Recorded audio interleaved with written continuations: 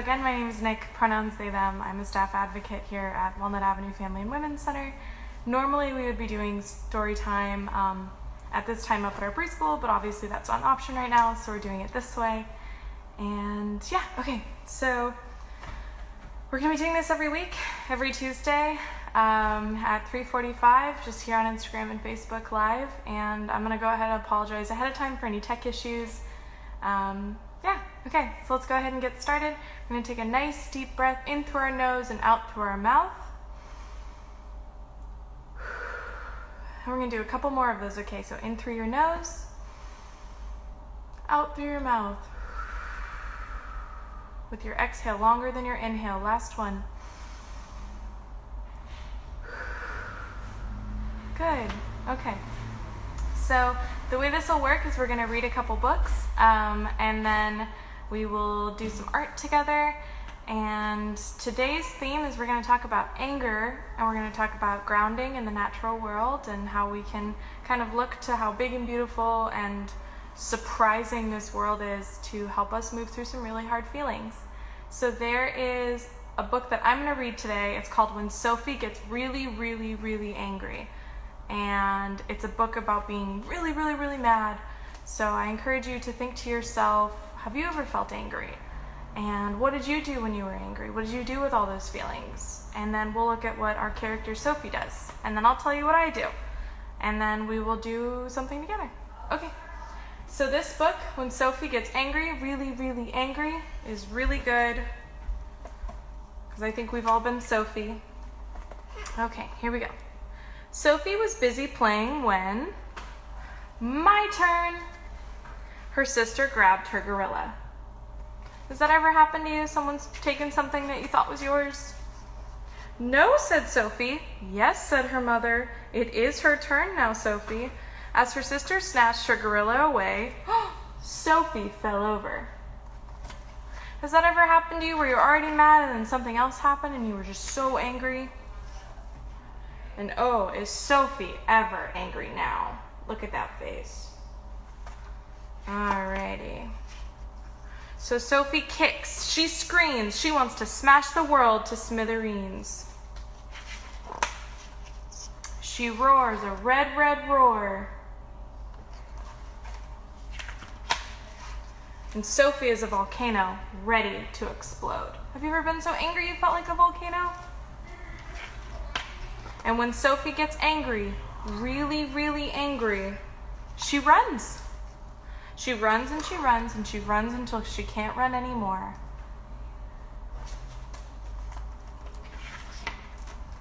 Then, for a little while, she cries. Just lets it all out. Now she sees rocks and trees and ferns, and she even hears a bird. She comes to the old beech tree and she climbs. She feels the breeze blow her hair. She watches the water and the waves. And the big wide world comforts her. Sophie feels better now, so she climbs down and heads for home. The house is warm and smells good, and everyone is glad that she's home. Everything's back together again. Okay. And Sophie isn't angry anymore, and look at that. She's painting her big wide world. So maybe we'll do something like that too.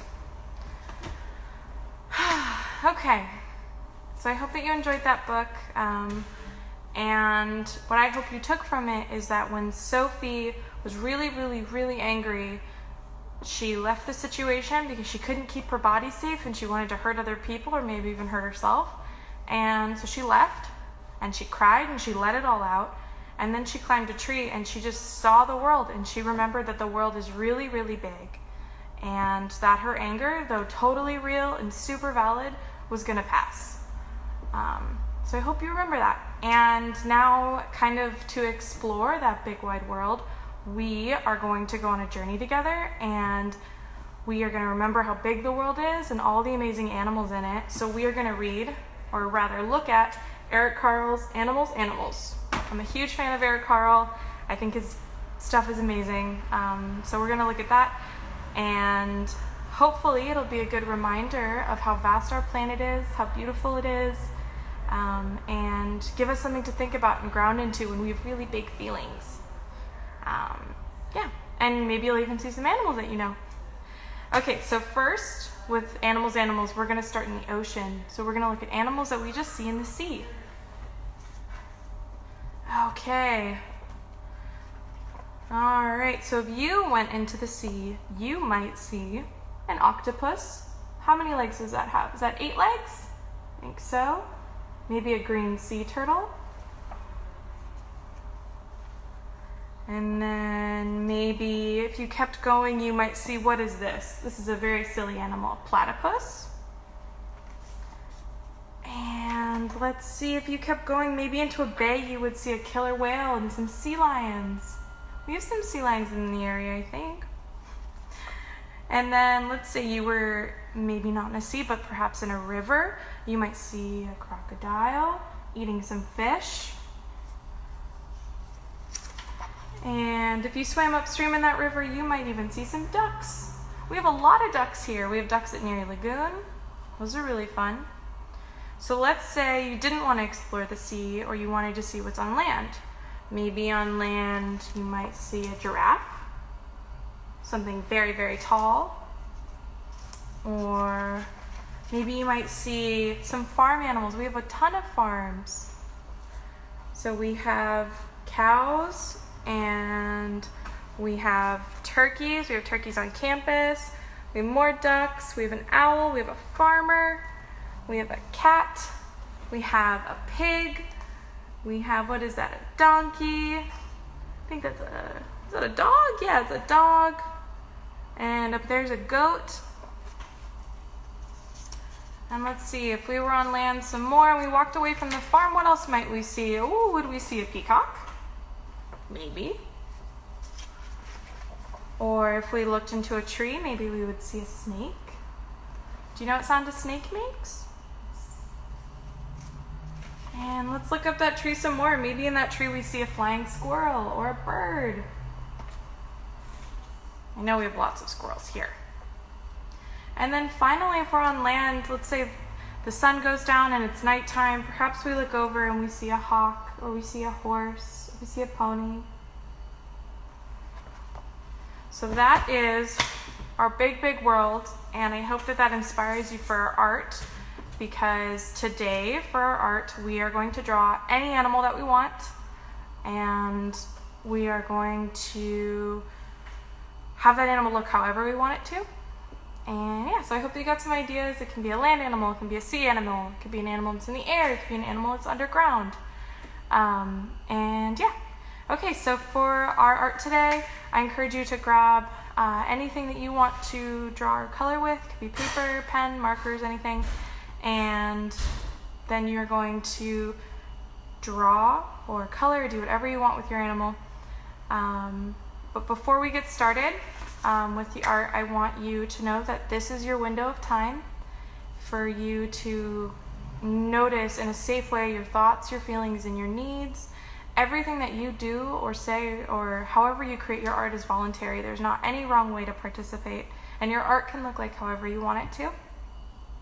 It doesn't matter what it looks like, it just matters that you're taking the time to do something nice for yourself. And this is a time for you to truly honor your thoughts and your feelings, however that looks. There's no wrong way to make art. If you want to share your art with me, I would love to see it. You can send it to our Instagram or our Facebook, and we can post it with your permission, of course. So I hope you create your favorite animal. I think after I log off here, I will probably create an octopus because I think they're quite fun and I like all their legs. All right, so I hope that you guys have a great day and that you make some art and take some time for yourself. And if you don't feel like making art, maybe you can pretend to be an animal. All right, just notice that big world. There's a lot of really beautiful things out there. Okay. Well, thank you for joining. Have a great day.